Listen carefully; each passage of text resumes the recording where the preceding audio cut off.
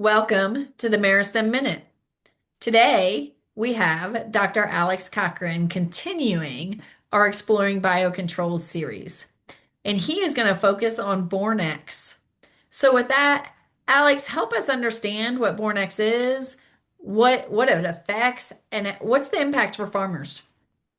Yeah, so BorneX is a broad spectrum biofungicide. It's actually a purified metabolite of a soil-borne bacteria, but it is a purified fungicide, and it is useful for managing a really important pest in soybeans called sudden death syndrome. So many growers, unfortunately, may be familiar with this disease.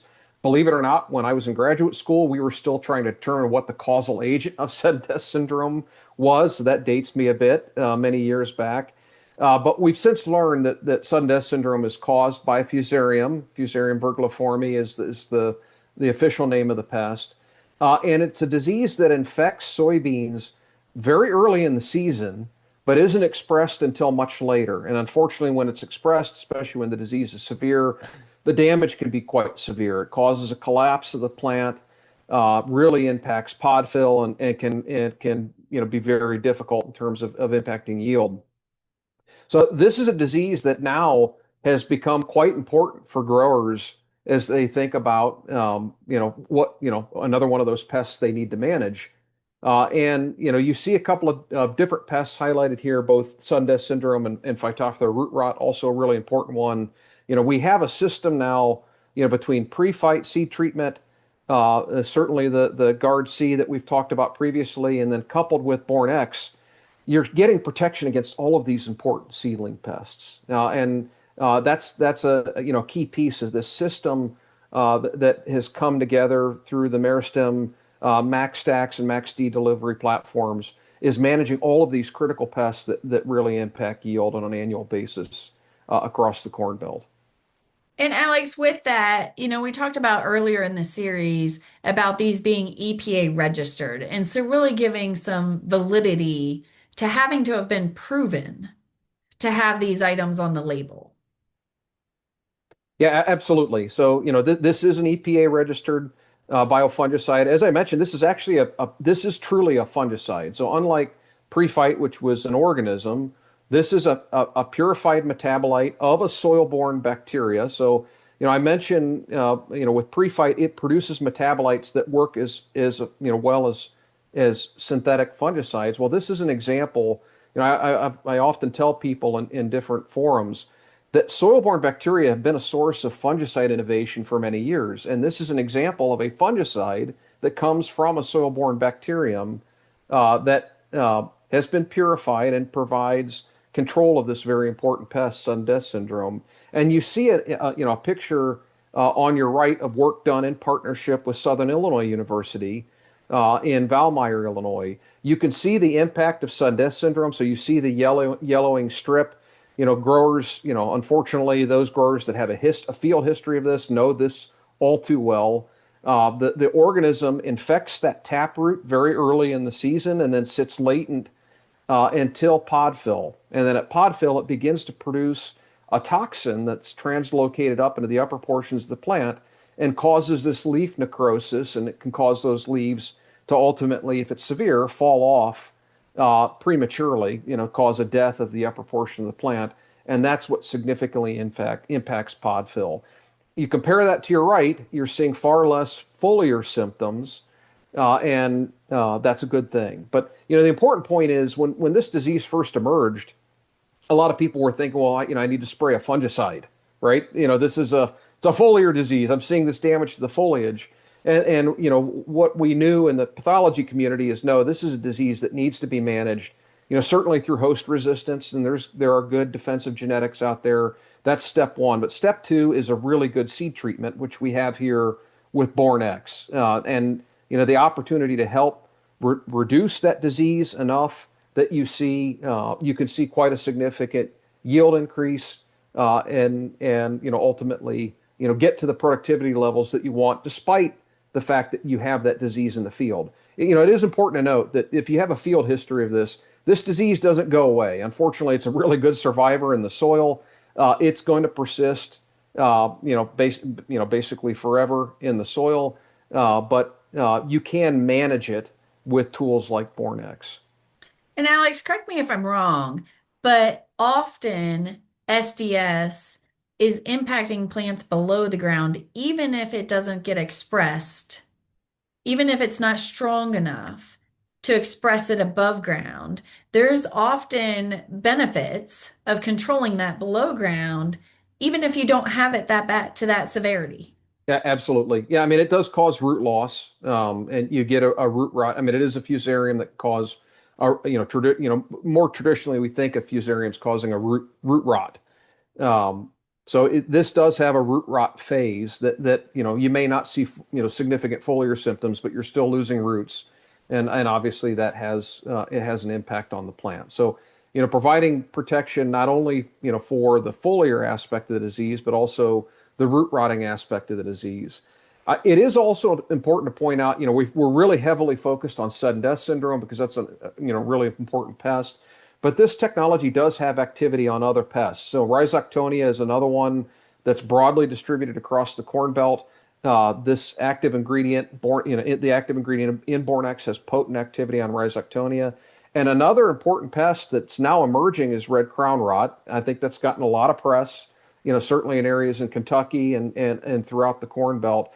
BorneX also does control red crown rot. So, this emerging pest, it has good activity on that fungus as well. It does pair very well with the other components that are a part of the MaxStax platform. Again, one of the important points here, we often use the kind of the current standard is flupiram for managing SDS. So, flupiram, good dual activity on SDS and SCN.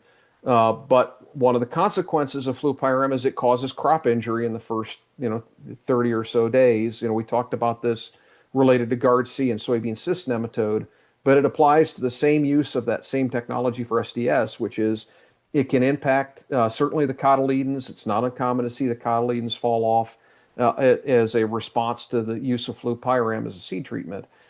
BorneX does not cause that. So, no crop injury in the early part of the soybean seedling's life, and you still get the same potent broad spectrum control for SDS and other pests. So you have some studies with University of Illinois or Southern Illinois University. Share with us what you found there. Yeah, so we've been very fortunate to partner with Dr. Jason Bond and Dr. Ahmad Fakouri at Southern Illinois University, and they've been doing work at a couple of different I'll call them nurseries. It's kind of a twisted way of thinking about having a disease nursery, but as plant pathologists, we have our special spots where we do this kind of screening, and this is an example of the responses that we've seen. So on your left. I realize AUDPC probably doesn't mean much to anybody but a plant pathologist, but that acronym stands for Area Under the Disease Progress Curve. It's just a way to describe disease scoring throughout a season. So basically, you add up all of the disease scores over the course of the season, and you calculate, basically it's the sum of the disease measured across the whole season. So lower is better is the bottom line. And we saw significant reduction, basically cutting that area under the disease progress curve in half with the use of the system that has been developed, which includes BorneX, Guard C, Pre-Fight, and Metalaxyl ST. That combination, and really it's the BorneX, Guard C, and Pre-Fight here. The Metalaxyl has no activity at all whatsoever on sudden death syndrome. So that So, combination of the first three is really Alex, cutting down on the disease. what you Yes, described is max D and max DAX. exactly. Exactly. So, you have the perfect defense mechanism here for sudden death syndrome, cutting the level of disease measured over the course of the season in half. And the net result of that, and what really matters for the grower, is what comes through the combine. And what you see here is a 10 bushel lift with that same combination. So, half the amount of disease, that's great. I see less disease, but that only really matters if I see an increase in productivity due to less disease. And that's exactly what was observed in the 2024 testing in Valmeyer, Illinois, which is a location just not too far from St. Louis, Illinois, on the Mississippi River. So, Alex, as we've talked about biocontrols, we've chosen, it's very obvious that we've chosen biocontrols to control very specific things, but it's really the system, it's really about the combination of the biocontrols together that is giving that true max D and max stacks benefit that we're seeing in the soybean system. Also seem to be true in the corn system for the biocontrols that are being chosen to protect from that crown rot and some other components in the corn system. So it's truly about stacking multiple biocontrols together to get the maximum results. Absolutely, Melanie. I mean, this is, I spent a good chunk of my career developing seed treatment well, me and my team, it was really my team, developing seed treatment recipes at Pioneer, for Pioneers, for Pioneer Seed.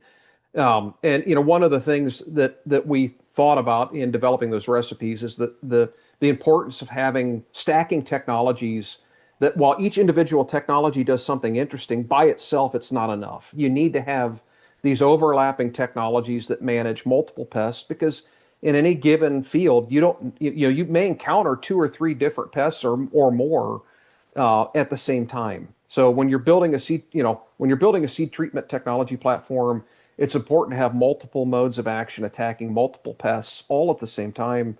And with the Max Stacks and Max D platforms, it's exactly what we built here with these technologies. And so far what we've seen is really exciting performance that I think growers are going to be really happy with moving forward. Well, with that, thank you for working with us on our biocontrols series, and that is your Meristem Minute.